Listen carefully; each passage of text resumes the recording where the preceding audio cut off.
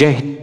Welcome आपका axis में jobs and welfare channel में। तो पूर्व सैनिकों के लिए गृह मंत्रालय यानी मिनिस्ट्री ऑफ होम अफेयर की ओर से वैकेंसीज निकाली गई है और ये वैकेंसी रहेगी मात्र 10वीं पास पूर्व सैनिकों के लिए। इससे संबंधित एक नोटिफिकेशन जारी किया गया। तो इस वीडियो में हम डिटेल से नोटिफिकेशन के माध्यम से पूरी जानकारी जानते हैं। तो यहाँ पे आप देख सकते हैं नोटिफिकेशन के माध्यम से इंटेलिजेंस ब्यूरो, और ये है मिनिस्ट्री ऑफ होम अफेयर की ओर से भारत सरकार की जॉब रहेगी। पद का नाम है सिक्योरिटी असिस्टेंट। ऑनलाइन के माध्यम से इन वैकेंसीज के लिए आप अप्लाई कर सकते हैं जो भी इंडियन नेशनल सिटीजन्स हैं, और यहाँ पर पद हैं सिक्योरिटी असिस्टेंट के पद।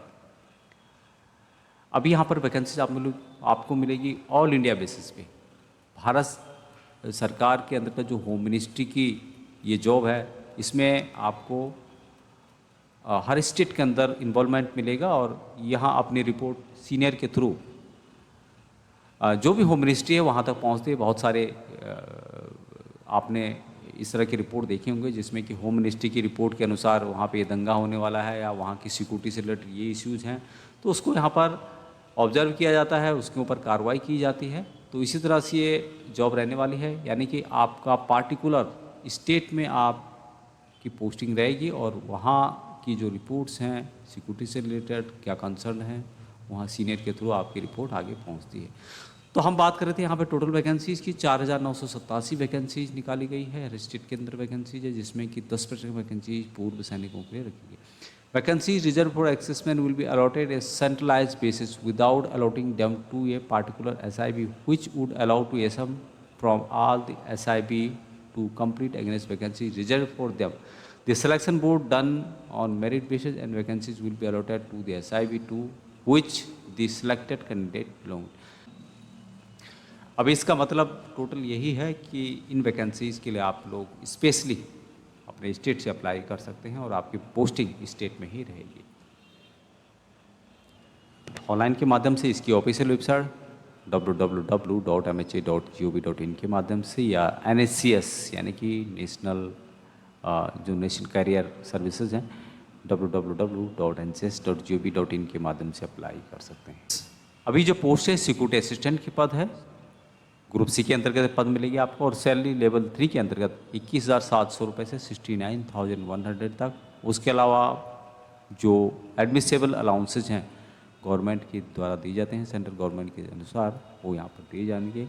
ये जो सैलरी आपको 7th पे कमीशन के अंतर्गत मिलेगी और 8th पे कमीशन में आपको उसके हिसाब से दी जाएगी। उसके अलावा यहाँ पर special security allowance 20% of basic pay in addition to the government allowances. 20% आपको सिक्योरिटी अलाउंस अलग से दिया जाता है, जो कि इसमें और ACIO जो बीच में वैकेंसी आई थी उसके लिए भी दिया जाता है। उसके अलावा कैश कंपनसेशन दिया जाता है यदि आप हॉलीडे के अंदर भी ड्यूटी करते हैं तो। अब इसके लिए एसेंशियल क्वालिफिकेशन मैट्रिक पास रखा गया है, आपने किसी भी स्ट्रीम से किया हो। Position of domicile certificate that state against which candidate has apply. जिस स्टेट के लिए अप्लाई कर रहे हैं उस स्टेट का डोमिसाइल आपके पास होना चाहिए। बाकी आपको लोकल लैंग्वेज आनी चाहिए जिस स्टेट के लिए आप लोग अप्लाई कर रहे हैं। अब यहाँ पर एज जो रखी गई है मैक्सिमम 27 ईयर रखी गई है, लेकिन पूर्व सैनिकों को यहाँ पर छूट दी जाएगी एज पर गवर्नमेंट रूल के अनुसार।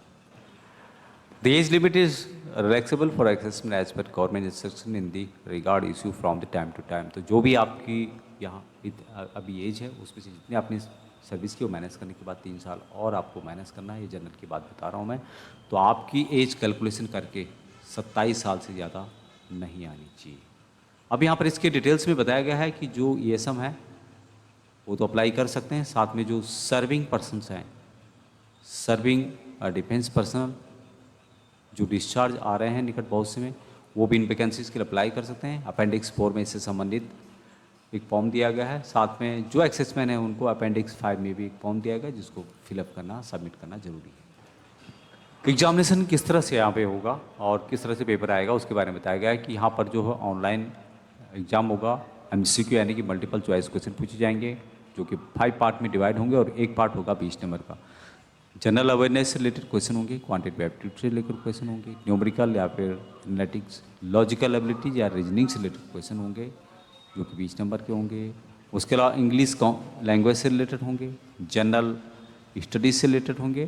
तो टोटल यहाँ पर 5 सेक्शन हैं और 20 नंबर का एक सेक्शन है, तो टोटल यहाँ पर मार्क होते हैं 100 और 1 आवर का टाइम यहाँ पे दिया जाता है। नेगेटिव मार्किंग रखी गई है 1/4 नंबर, यानी कि 0.25 नंबर आपका कट जाएगा।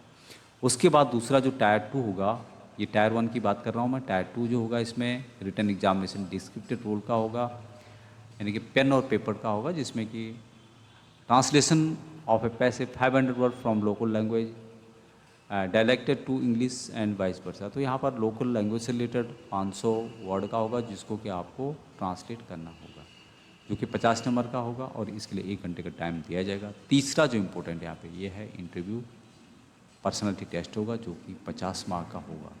तो 3 पड़ाव रहेंगे, टायर 1, टायर 2 है, टायर 3। सिटी जो होगी यहाँ पे दोस्तों, द कैंडिडेट हैज़, जब भी आप अप्लाई करेंगे तो आपको ऑप्शंस मिलेंगे अपने एग्ज़ाम सेंटर्स चूज करने का। तो 5 ऑप्शन आपको दिखाई देंगे। तो ऑल इंडिया के अंदर कितनी सिटीज़ में एग्जामिनेशन के तौर पर इनको सेलेक्ट किया गया, वो यहाँ पे चेक कर सकते हैं। एक स्टेट में 4 से 5 सिटीज़ आपको मिलेगी। तो आप अपनी सुविधा अनुसार जब भी आप अप्लाई करते हैं तो उस समय आप सिटीज़ को सेलेक्ट कर सकते हैं। तो एक बार आप नोटिफिकेशन को पढ़ लेते हैं तो आपको जो सिटी है, एग्ज़ाम सिटी, एग्ज़ाम सेंटर्स की जानकारी हो जाएगी। आपके नज़दीक कौन सा पड़ता है उसका आप डिटेल से चेक कर सकते हैं।